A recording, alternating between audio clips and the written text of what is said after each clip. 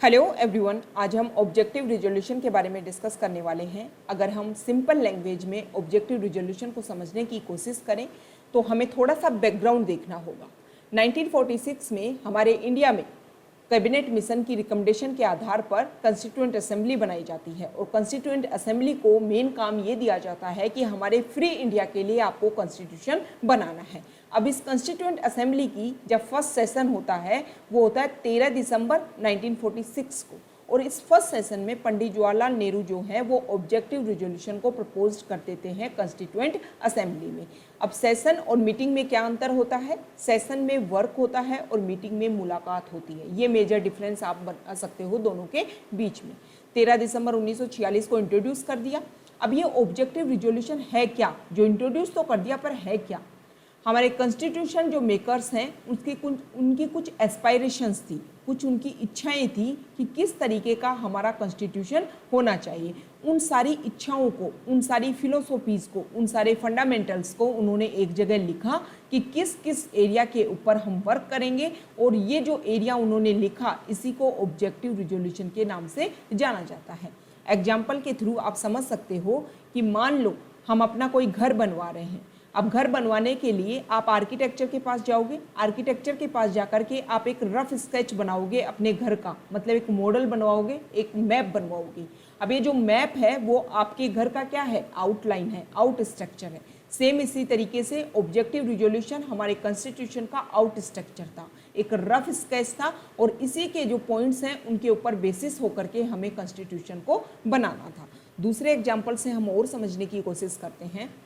मान लो किसी गर्ल या बॉय से जब उनके फ्यूचर हस्बैंड या फ्यूचर वाइफ के बारे में कुछ क्वेश्चंस उठाए जाते हैं कि आपकी क्या एस्पायरेशंस है अपने फ्यूचर हस्बैंड या फ्यूचर वाइफ के लिए, तो दोनों के सेम जवाब लगभग जो नॉर्मल पर्सन्स होते हैं उनके यही होते हैं कि गर्ल बोलेगी कि सुंदर सुशील पढ़ा लिखा हस्बैंड होना चाहिए, बॉय बोलेगा सुंदर सुशील पढ़ी लिखी लड़की होनी चाहिए।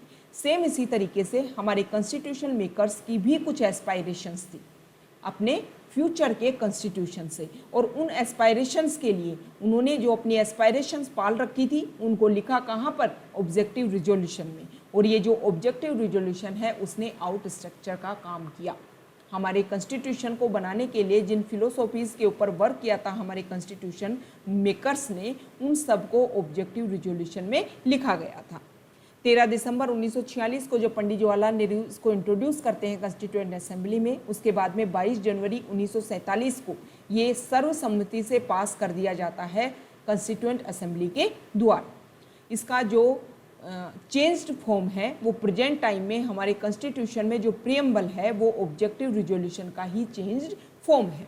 अब ऑब्जेक्टिव रिजोल्यूशन की कुछ मेजर फीचर्स हैं जिनके ऊपर वर्क किया गया, और प्रेजेंट टाइम में हमारा कॉन्स्टिट्यूशन जो हमें दिखाई देता है वो इन्हीं के ऊपर बेसिस था। इसमें डिसाइड किया गया कि हम इंडिया को इंडिपेंडेंट बनाएंगे, डेमोक्रेटिक बनाएंगे, सॉवरिन बनाएंगे एंड रिपब्लिक बनाएंगे।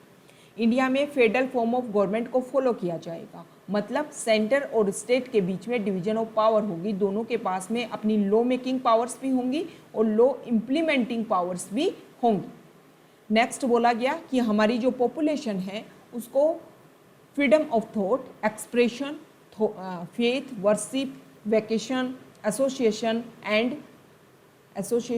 एंड एक्शन के ऊपर वर्क करवाया जाएगा। नेक्स्ट इसमें बोला गया कि हमारे जो माइनॉरिटीज़ हैं, बैकवर्ड हैं, ट्राइबल एरियाज़ हैं, उनके सेफगार्ड के लिए भी एडवोकेट वर्क किया जाएगा। इसके अलावा ऑब्जेक्टिव रिजोल्यूशन में ये भी आधार रखा गया कि ना सिर्फ हम हमारी पॉपुलेशन के वेलफेयर के लिए वर्क करेंगे, बल्कि जो पूरा वर्ल्ड है उसके यहाँ भी ह्यूमैनिटी के लिए, उसको प्रमोट करने के लिए, पूरे वर्ल्ड में पीस एस्टेब्लिश करने के लिए भी इंडिया वर्क करेगा। इससे क्या लगता है, इंडिया जब आज़ाद होने वाला था उस समय इंडिया की सोच सिर्फ इंडिया तक सीमित नहीं थी, पूरे वर्ल्ड को इंडिया ने as a house, as a home के रूप में माना था। मतलब ग्लोबल कंट्री के रूप में इंडिया ने अपने विजन को डेवलप किया था। तो ये हमने ऑब्जेक्टिव रिजोल्यूशन के बारे में बेसिक फैक्ट्स को देखा। ओके।